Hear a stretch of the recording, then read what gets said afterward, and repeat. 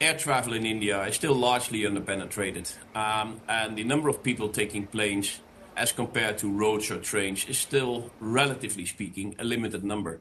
IndiGo has built up an incredible order book to cater for that demand going forward.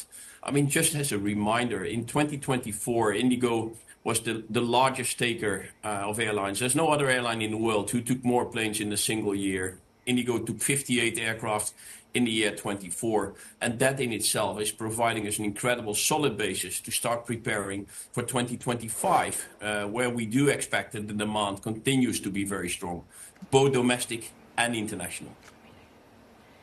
And how important is the infrastructure expansion in India that I keep reading about? How important is this to the future of your airline?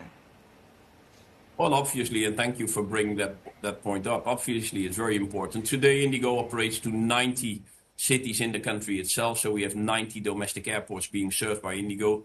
That is a significantly higher number than it was a few years ago. Going forward, 2025 is a very important milestone for India, because I would say finally we'll have a second airport in Delhi and a second airport in Mumbai.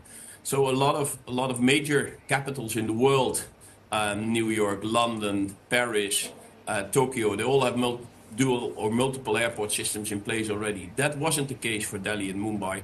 That will be the case in 25. So it's a major breakthrough in India, and I guess it just underlines the importance of aviation, the vision of the Indian government to start preparing for the future and making sure that this country, which in 2-3 years from now will be the third largest economy in the world, will have an infrastructure matching the size of that economy. And finally, I do want to ask you about costs, because yes, you are a low-cost carrier, but I believe that you are particular about your cost management plans. And so are there any other initiatives that you're taking in terms of optimizing that model? Yeah.